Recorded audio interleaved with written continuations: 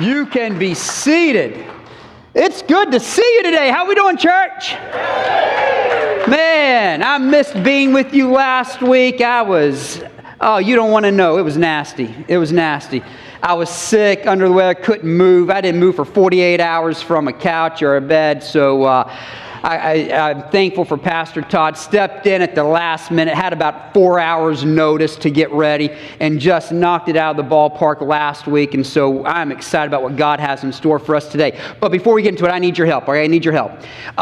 This coming Friday night, we're having what we call a volunteer serve party here at the church. We're having a volunteer serve party where we're going to have a party for everybody who serves here in the church. Now, listen, if you've been thinking, like seriously thinking about maybe serving somewhere in the church, we invite you to come out. We're going to have a cookout. We're going to have a lot of fun. We're going to have a big party. But for everybody who serves, we want you to come out. But I need your help, okay? I need a Dan River Church official certified survey. I need your help because of the party coming up on Friday night, okay? Here you go. I need your help. Would you rather have Cheetos or Doritos? All right, who says Cheetos? Where are all my Cheeto fans? Where are all my Dorito fans? Where are all the people who said, I don't eat chips unless they're kale chips. Kale chips are not chips. Kale chips are only chips if you've never had real chips.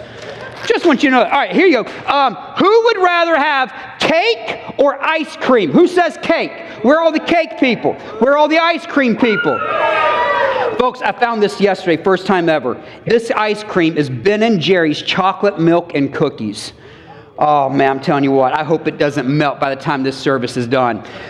All right, how about this?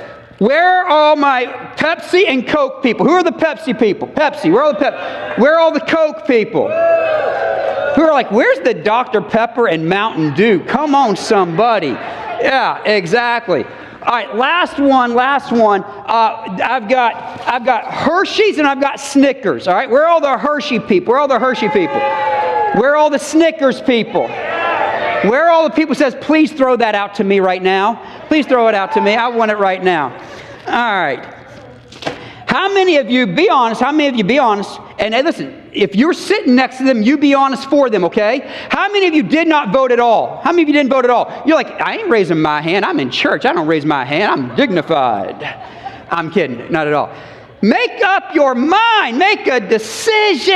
How many of you know someone? How many of you are married to someone who have difficulty making a decision? Raise your hand. Go ahead. How many of you are like, I don't know if I should raise my hand right now or not. I don't know. In a little bit, some of y'all are going to go to lunch. You're going to go to lunch. Some of y'all can go Kickback Jack. Some of you go to Checkered Pig. Some of you go to Western Sizzlin'. You're going to go to lunch somewhere you've been 100 times before. Well, before you get to lunch, you're going to get in the car and you're going to look over at your spouse and you're going to say, hey, where do you want to go to lunch today? I don't know. Wherever you want to go to lunch. No, seriously, come on. I want to make you happy. Where do you want to go to lunch? I don't know. You tell me where you want to go to lunch. I'll just go wherever you want to go. Well, let's go to Kickback Jack's. I don't want to go to Kickback Jack's. Then you finally go to the restaurant where you end up, and you've been there 100 times before. You sit down with your spouse, with your kids, with your family. The waiter comes and gives you the menu. You look at the menu. The waiter comes and says, what would you like to drink? You get your little ice water with your lemons in it. And then he comes back 6 minutes later and says, what would you like to eat? And you're like, start with him. And then, I don't know. What do you suggest? Is the burger good? Is the chicken good? Is the steak good? Is the salad good? Is the lettuce fresh? Is it iceberg or is it romaine? You can't make up your mind. Turn to 4 people right now and say, make up your mind. Make up your mind.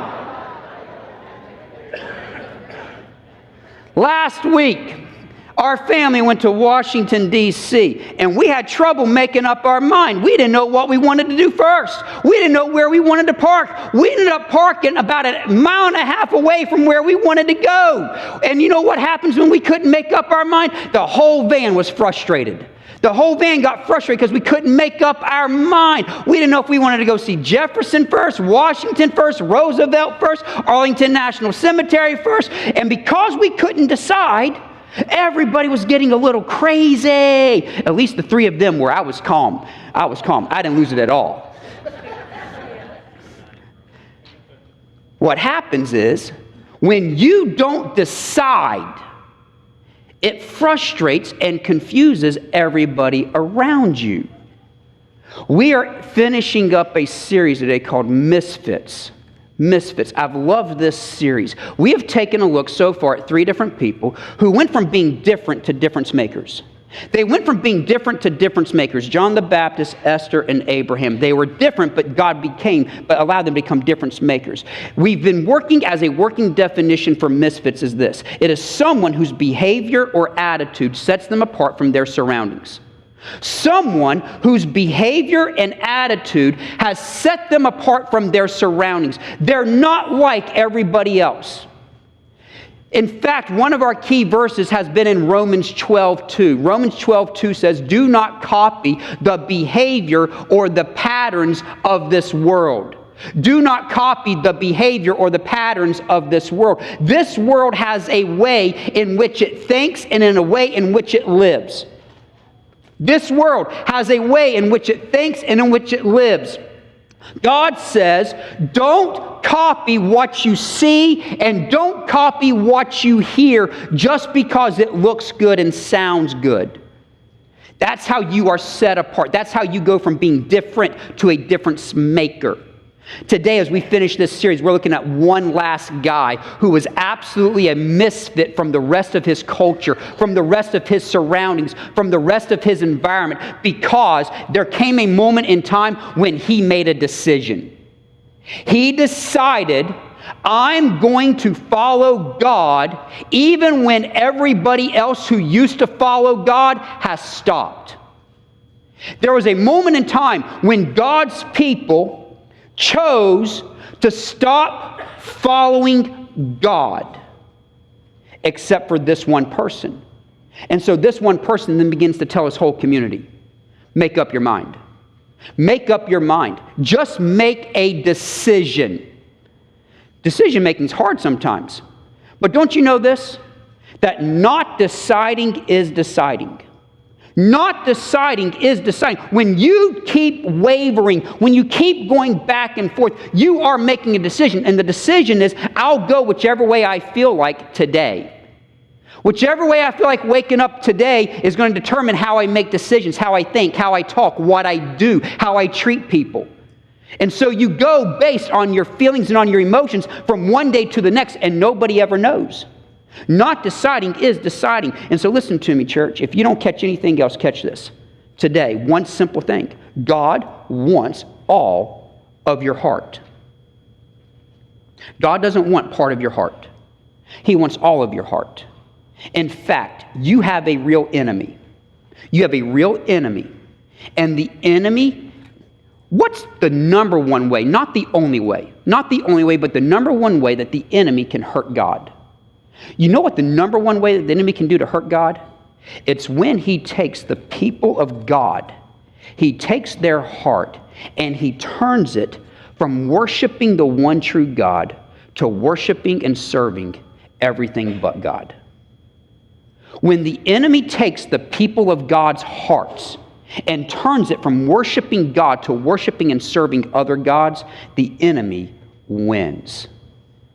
And this guy today that we're talking about, he had made a decision that I'm going to worship the one true God, even when all the other people who are God followers have stopped following God. And why did they stop following God?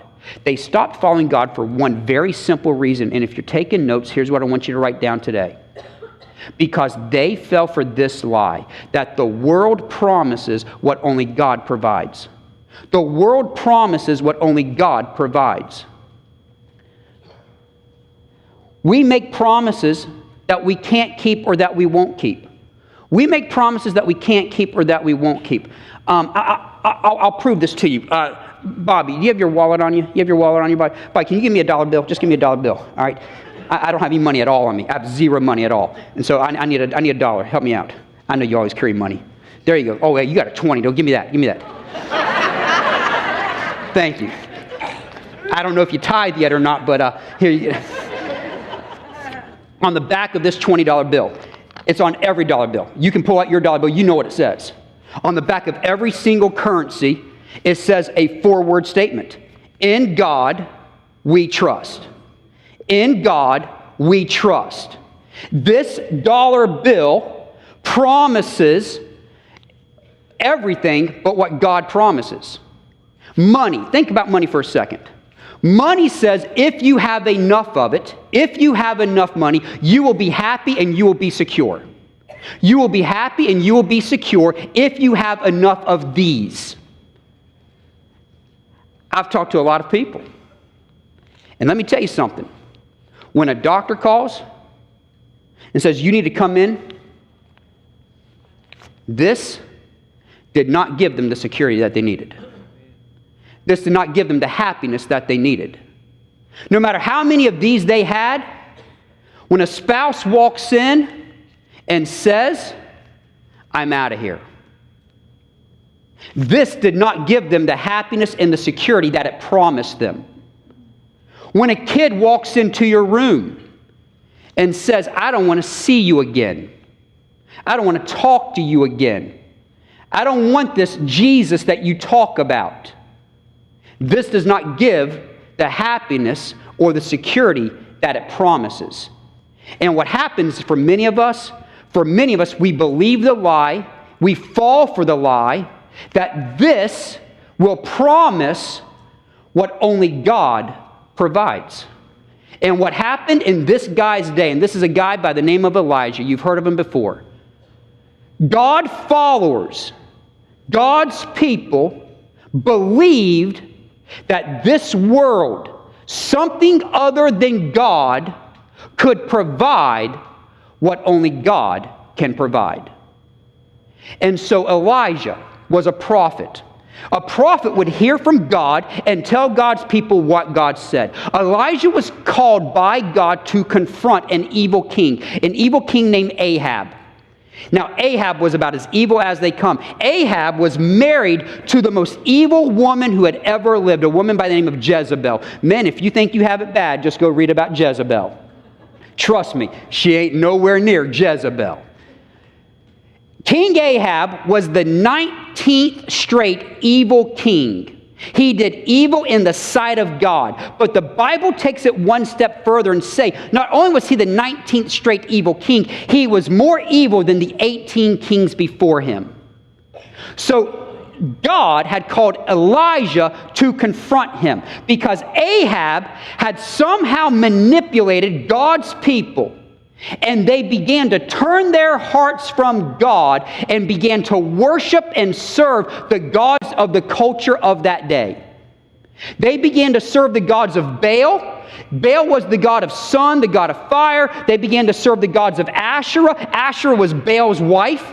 And what happened was Ahab would say, if you worship and serve these gods of the culture in which we have elevated, if you worship and serve them, your crops will grow. If you worship and serve the gods of culture, you will be happy. If you worship and serve the gods of this culture, you'll have a peaceful life. So Elijah confronts Ahab and says, Ahab, because of your wickedness, because of your decision making, because you have somehow, some way turned the hearts of God's people away from God, God is going to bring a drought. A famine of no rain. And this destroyed all of the crops. This destroyed all of the people. This was about as bad as it could get for that day. So Ahab was ticked. Ahab was angry. And Ahab blamed Elijah for some of the things that were happening to the nation because there was no rain.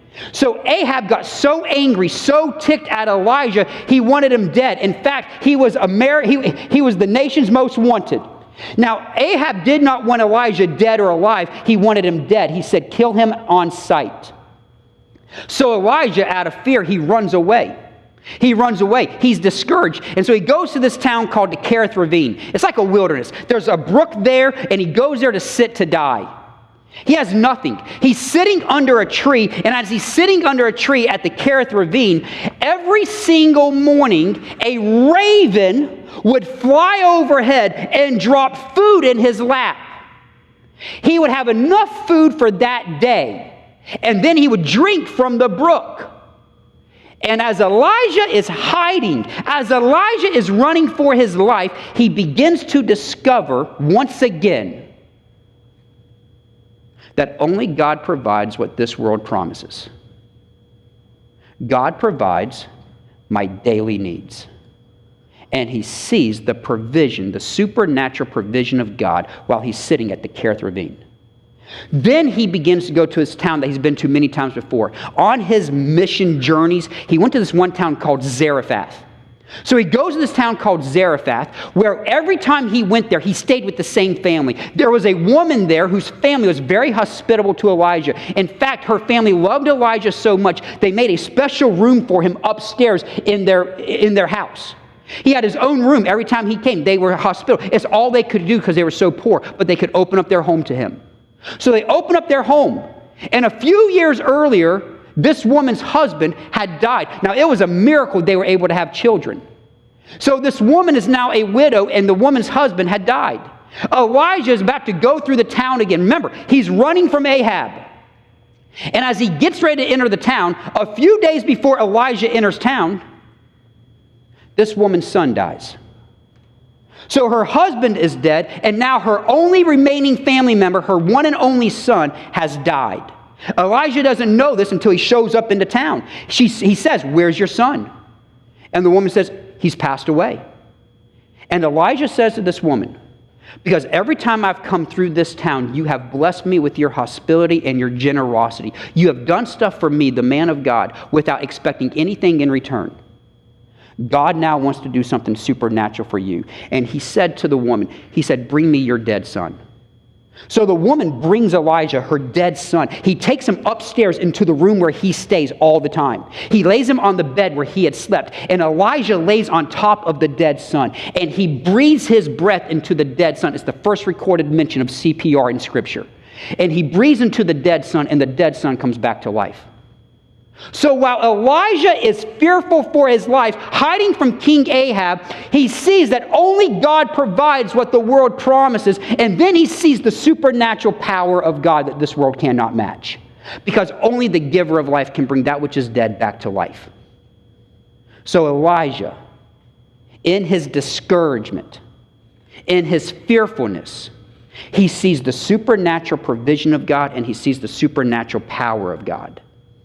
And then God calls Elijah to go back to Ahab, confront Ahab. And that's where we pick up the story in your worship program in 1 Kings chapter 18. Starting in verse 17, it says this: "When he saw Elijah," that's Ahab, "he said to him, 'Is that you, you troubler of Israel? Have I not made trouble? I have not made trouble for Israel,' Elijah replied, 'but you and your father's family have. You have abandoned the Lord's commands, and you have followed the Baals.'" And then look what verse 19 says. Verse 19 says this. It says, Now summon a group of people, join me at Mount Carmel, along with 450 prophets of Baal, 400 prophets of Asherah, who are supported by Jezebel." So here's what Elijah says. Elijah says, "Hey, Ahab, it's time for this to end. God's called me to come back to you, and the drought is going to end, but it's going to end on God's terms." Now, Ahab sees Elijah and says, "You troubler of Israel." And Elijah says, "I have not caused trouble for Israel, you have." Let me ask you a question. How often have you placed an unfair and an unjust label on someone else, blaming them for something that we have created? Ahab blamed Elijah for something that Ahab brought on himself, and so Ahab was ticked at Elijah when Ahab should have been looking in the mirror. How often do we get there in our own life, where we get ticked and angry at someone else because they've confronted our sin when it's our sin? Elijah says, "You've brought it on yourself." So Elijah says, "It's going to end once and for all. Gather all your people. Gather 450 prophets of Baal and 400 prophets of Asherah." There's the misfit. There's Elijah, and he's about to go up against 850 other prophets of false gods. 1 against 850. That's not very good odds, in case you don't know that. 1 on 8. I don't want those odds. Okay? Listen, in basketball, I don't want 1 on 5. Okay? I don't care how good you are. 1 on 5 does not work very well. You usually lose. Could you imagine if you're a football player, 1 against 11? Guess what? You're going to get crushed. You're going to get destroyed. And Elijah's going up against 850 prophets of false gods. So then Elijah begins to throw down the challenge in verse 21. In verse 21 it says this. It says, "Then Elijah stood in front of them and he said, 'How much longer will you waver, hobbling between two opinions? If the Lord is God, follow him. But if Baal is God, then follow him.' But the people were completely silent." Have you ever talked to somebody and when you said something to them, they just stared right back at you? Like you're talking to them. Parents, you ever talk to your kid? You say, "I want you to go and clean your room." And they just stare back at you. You're like, "Do you understand the words that are coming out of my mouth?" They just look at you like you're speaking a foreign language, like you're an alien. Completely silent. Elijah probably didn't even know what to do. I told you what to do. If the Lord is God, follow him. If Baal is God, follow him. And the people are like, here's the misfit excuse that Elijah could have given and that many of us give for not speaking up or standing up for the cause of God when it's us against the world. And here it is. No one will listen to me. No one will listen to me. The people were completely silent. We fall into the lie and into the excuse that if I try to speak up, if I try to stand up for the cause of Christ, if I try to stand up for what is right, what is good, what is biblical, what is ethical, no one will pay attention to me. I don't have the credibility. Now, we're going to talk about that in our next series. I have a bad reputation, but no one will listen to me. Elijah did not allow the fact that everybody was silent to keep him from speaking up for the cause of Christ. So Elijah, remember this, he's going up against 850 prophets of Baal and Asherah, the false gods, but Elijah is confronting God's people who had turned their backs and turned their hearts on God to worship and serve other gods. So Elijah is talking to God's people and it says, it's time for you to make a decision once and for all. Who are you going to worship and who are you going to serve? And that brings us to the main part. It says in verse 23, "Get 2 bulls for us. Let Baal's prophets choose one for themselves. Let them cut it into pieces, put it on the wood, but not set fire to it. I will prepare the other bull, put it on the wood, but not set fire to it. Then you call out the name of your God, and I will call in the name of the Lord. The God who answers by fire, he is God." Then all the people said, "What you say is good." Now think about this. Elijah says, we're going to get 2 bulls. There's a drought. There's no water. We're going to get 2 bulls. Whichever God brings fire to the bull is the God. And the people are thinking, you are an idiot. I'm serious. That's what they're thinking. You know why they're thinking that? Because Elijah, don't you realize who we serve? We serve Baal. Who's Baal? Baal is the god of sun, the god of fire. He's a hot god. And I don't mean like, hey, look at that woman. She's hot. I don't mean that. Like Elijah, you won't get smoked. Pun intended. You're about to get you're going to get doused. You're done for. What are you thinking? They're thinking this is a good idea. So look what happens next. This is so good. It says, so they took the bull given to them and they prepared it. Then they called on the name of Baal from morning until noon. "Baal, answer us," they shouted, but there was no response. No one answered. And they danced around the altar that they had made. Now, folks, this is so crucial. So here they are. They've got their bull. They're calling out to Baal. Read the story. Don't let it go in one ear and out the other. They're shouting. Woo! They're clapping. They're dancing. Woo! That's my little Baal dance. They're going crazy. They're going nuts. Listen, we just sang to the Lord. They're singing to their Baal, their God. They're shouting. They're clapping. They're at a sporting event. They got their shirts off. They got their chest painted. Woo! Baal! Woo! Asherah! Woo! They're going crazy. You've seen it. You've watched TV. You've been to the sporting event. Some of you took your shirts off. Hopefully it was just the guys. Listen. You go crazy. You go to a concert. Encore! Encore! Encore! and you're clapping, and you're shouting, and you're dancing, and you're singing with the songs. You know the songs. You've got them all memorized. Church, it is a sad commentary when people can go crazy and nuts and worship and serve and shout and yell and dance and praise and lift their hands to something that is a lie.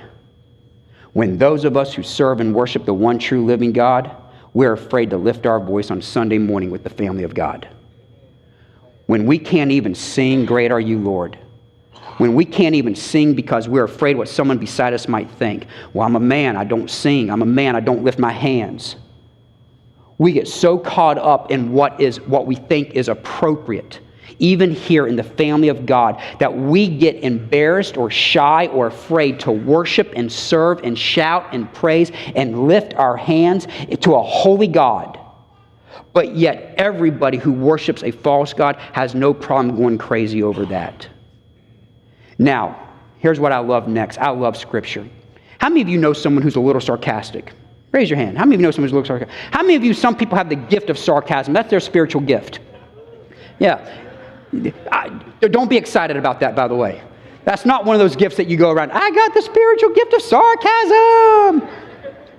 Elijah, this incredible man of God, this godly man who has seen the supernatural provision and the supernatural power. He sees them dancing, he sees them shouting, he sees them going crazy, and he sees nothing happening. And I love this next part. Look what it says here. It says, about noontime, Elijah had had enough. He had had enough. About noontime, Elijah began mocking them.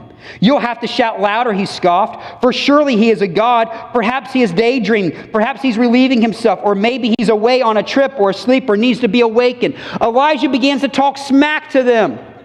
I love this. Hey, what's up with your Baal? What's up with your God? Is he taking a nap? Is he on a vacation? Is he at the beach? Is he getting some rays? Is he drinking his milk and cookies? What's going on? Does he have some reading material and he's into John? What's happening, folks?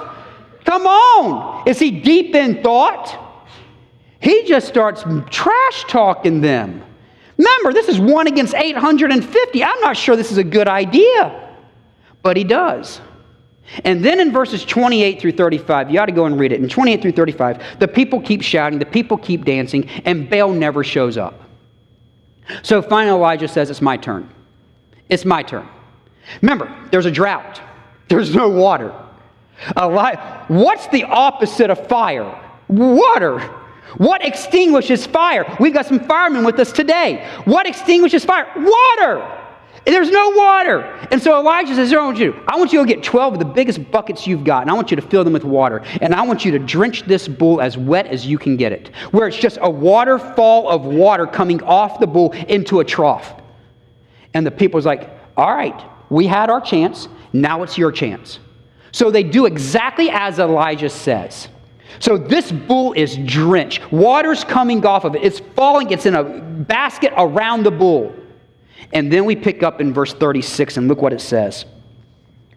"At the time of the sacrifice, the prophet Elijah stepped forward and prayed, 'Lord, the God of Abraham, Isaac, and Israel, let it be known today that you are God in Israel, and that I am your servant, and have done all these things at your command.'" Now, church, 2 things before I ever give you these final thoughts. If you need to experience the supernatural provision and the supernatural power of God, verse 36 just gave you the formula. It says in verse 36, it says, Elijah stepped forward and he prayed. When was the last time you truly prayed for your miracle? When was the last time you prayed for courage? When was the last time you prayed for boldness? When was the last time you prayed, "God, make yourself known to me and to the people around me"? And then Elijah took it one step forward and he says this, "You are God in Israel, and I am your servant." If you want to experience the supernatural provision and supernatural power of God, you have to realize that He is God and we are His servant. An attitude of humility. It's not about me. It's not about me. So then he goes on in verse 37, says this, answer me, Lord, answer me. So that these people, who are the people? They're the people who used to follow you. They're the people who used to worship you, the people who used to serve you. Answer them so that these people will know that you are the Lord, you are God, and that now you are turning their hearts back again. Then the fire of the Lord fell and burned up the sacrifice, the wood, the stones, and the soil, and it also licked up the water in the trench. Wow. And then it says, when the people saw this, they fell prostrate and they cried, the Lord, He is God. The Lord, He is God. Let me give you 3 simple thoughts before I pray for you. Number 1 is this. Here's what Elijah is saying to the people then, and here's what he's saying to DRC today. Number 1, he says, live what you say you believe. Live what you say you believe. Verse 21 is the key verse. He says, here it is again. Look at verse 21. He says, Elijah stood in front of them and he said, how much longer will you waver, hobbling between 2 opinions? If the Lord is God, follow Him. But if Baal is your God, follow him. Here's what Elijah is very simply saying today, church. Stop playing games with God.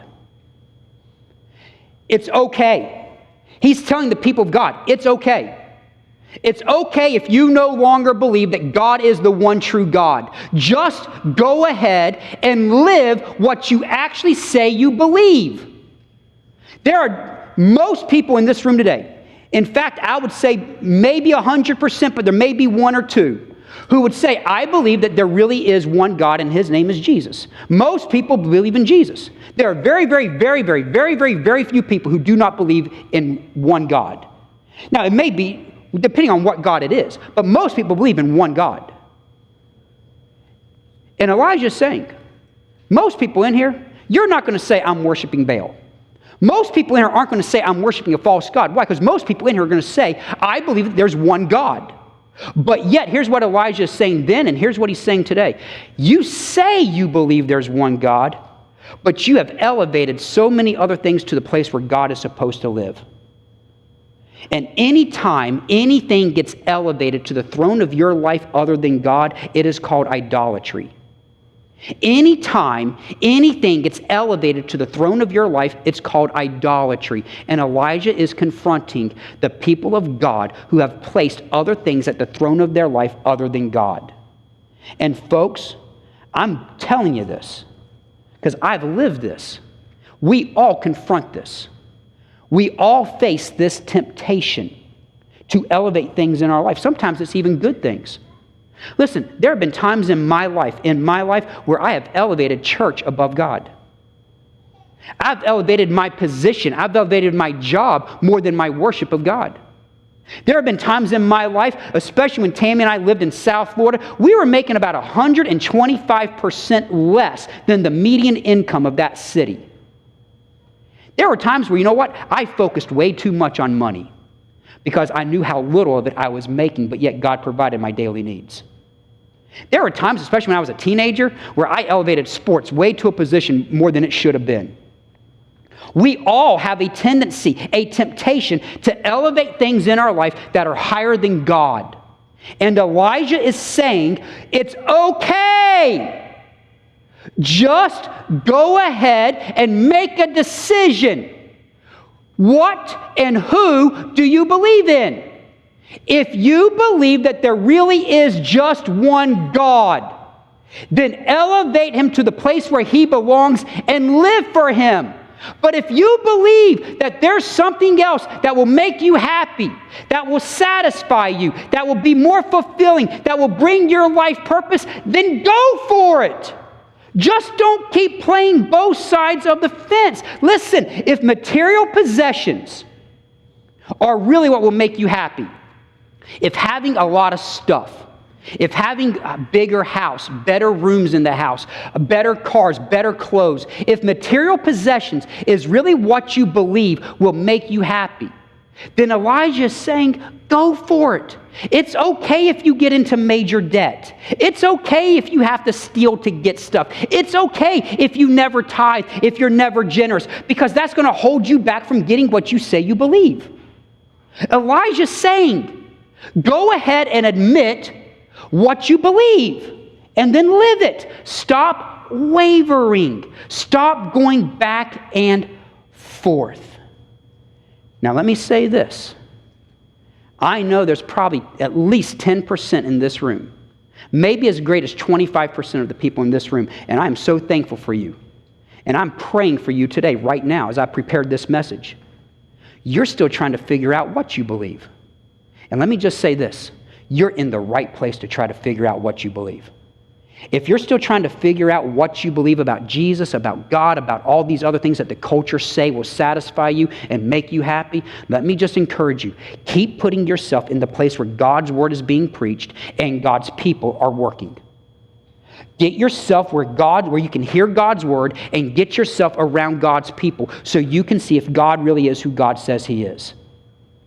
So Elijah's just saying, stop playing the game. Whatever it is that so listen, if you believe serving matters, if you believe that Christians are called to serve, then find a place to serve. If you believe in generosity, if you believe in giving, then trust God and start tithing. If you believe the next generation matters, if you believe that the next generation is the church, then start getting involved in DRC Kids or LP 56 or LP 712. Put your actions to where your mouth says is important. That's all Elijah is saying. Live what you say you believe. Number 2, he says this. He says, ignore the noise of the crowd. Ignore the noise of the crowd. There are people dancing, shouting, cheering, going crazy over a false god. And guess what, folks? There are still people dancing, going crazy, shouting, and yelling and praising false gods today. And they're going to do everything they can to try to convince you that you need to follow those same gods. When we were in D.C., I had the GPS because I don't know if you've ever driven in D.C., but it's crazy. It's just crazy in D.C. It's just nuts. You know, do I take 95, 3, 95, 4, 95? Do I take the Beltway? Do I take 123? Do I take 167? Do I take Ohio? Do I take Independence? I don't know! Crazy! Even with the little GPS lady, and she sounds so sweet, but then she says, hey, idiot, you've been at the Jefferson Memorial 4 times in the last 8 minutes. I got the GPS lady talking to me. I got Tammy talking to me. I got 2 boys in the back seat talking to me. Nuts! I can't take it. I got cars everywhere. I got people everywhere. It's just a miracle we didn't hit somebody and die. But here's what I know. I know this. I know that the more voices I listen to, the easier it is to get distracted and miss where I'm going. The more voices I listen to, the easier it is for me to get distracted and miss where I'm supposed to go. Who are you allowing to speak into your life? If you're trying to figure out who God is, do I believe that God is who God says he is? Do I believe in his son Jesus? Then please, please, please give yourself the opportunity to listen to the people of God who are worshiping and serving the one true God. And for a season of life, ignore the noise of the 850 prophets who try to speak into your life and tell you what you need. Because no matter what they tell you, no matter how strongly they tell you, no matter how much they try to convince you, whatever it is, this world will never provide what only God provides. This world will never cause the bull to catch fire that only God can do in his supernatural power. So Elijah would tell you, live what you say you believe. Ignore the noise. Listen to the one true God. And Elijah would tell you this, number 3. He would say, you can always return home. You can always return home. I love this. Look at verse 37 again. Verse 37 says, answer me, Lord, answer me, so that these people will know that you are the Lord, you are God, that you are turning their hearts back again. And then verse 39 says this, when the people saw that the fire had caught, they fell prostrate and they cried, the Lord, he is God, the Lord, he is God. These people who are worshiping false gods, who had elevated anything and everything but God to the throne of their life, when they saw the supernatural power and the supernatural provision of God, they didn't care what was going on around them. The people of God stopped what they were doing. They fell on their knees. They fell with their face down and they said, "You are God." And Elijah wanted them to know, it doesn't matter what's happened. God will do everything in His power to turn your hearts back to Him. And as I read this story, and as I prepared for this, my heart has such passion and such conviction for so many in this room today. Because I know either you have or you are right now at a place where the gods of this culture have overtaken the one true God in your life. And your heart is far from God. And God wants to remind you today, you can come back. You can come back. I read a story years ago about a mom and her teenage daughter. They lived down in Alabama. And the girl said, "As soon as I graduate, Mom, I'm out of here. I'm leaving." She graduated high school, and the next day, she left home. Broke this mom's heart. She was gone for about 3 or 4 years, and the mom had no clue where this girl was. All over the country. And about 3 or 4 years later, a friend of this girl who kept in touch with her found out that she was down in New Orleans. So this friend called the mom. "I know where your daughter is. I know the city where she is. She's in New Orleans." So the mom packed up. She went on a vacation down to New Orleans. She didn't know where to start. So she went with an 8x10 picture of her daughter to every bar on Bourbon Street. That's all she knew to do. And she asked the bartender, "Would you post this picture behind your bar?" And the bartenders said, "Sure." So they posted this picture. The mom was there for 3 or 4 days, never saw the daughter, never heard a word about the daughter. Finally, she packed up and she went back home to Alabama. About a week later, this 21, 22-year-old girl walked into a bar on Bourbon Street in New Orleans. She sits down and she asked the bartender, "Can you hand me that picture?" And the bartender hands her the picture. And she looks at it. And she knows it's her. And she looks at the picture and she turns the picture over. And on the back of the picture are 3 sentences. And it says this: "I don't care what you've done. I don't care where you've been. I just want you to come home."